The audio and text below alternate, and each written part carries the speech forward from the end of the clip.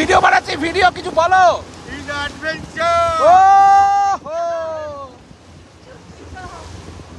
আমরা এখন যাচ্ছি হচ্ছে Capri islands from Amalfi. He is our captain.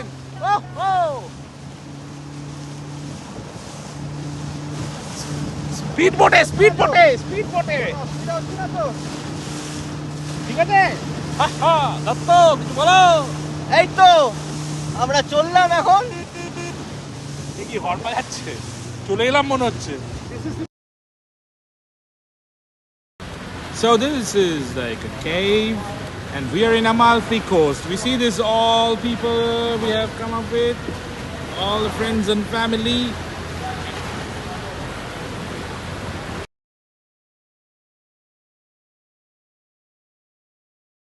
এই হচ্ছে সমুদ্রের মাঝখানে ক্রেপ। এখানে এসে আমরা বোটে করে ছবি তুলেছি, দেখেই বুঝতে পারছেন কত সুন্দর এই ক্রেপটা।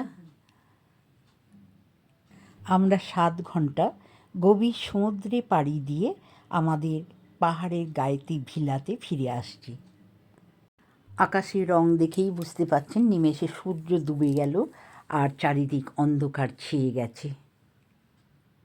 বেশ চারিদিক অন্ধকার হয়ে গেছে, দেখেই বুঝতে পারছেন আমাদের বোটটা অতটা ভালো আর দেখা যাচ্ছে না। জলের ঝাপটায় চোখ ফোক আমাদের মুখ নোনা জলে ভরে যাচ্ছে। আর বেশি দেরি নেই আমাদের গন্তব্যস্থলে পৌঁছাতে। পিছনে ফেলে আসা আলো ঝলমলে পাহাড়কে দেখতে খুবই সুন্দর লাগছে। 7 ঘন্টা সমুদ্রে পাড়ি দিয়ে আমাদের কেমন লাগলো সেটাই আপনাদের সাথে আজকে শেয়ার করলাম। 7 ঘন্টা সমুদ্রে পাড়ি দিয়ে আমাদের খুব ভালোও লেগেছে, যেমন তেমনি ভয়টাও ছিল। ভয়ঙ্কর গর্জন ছিল সমুদ্রে, বড় বড় ঢেউয়ের ঝাপটার জলটা আমাদের চোখ মুখ একদম লবণাক্ত করে দিয়েছিল।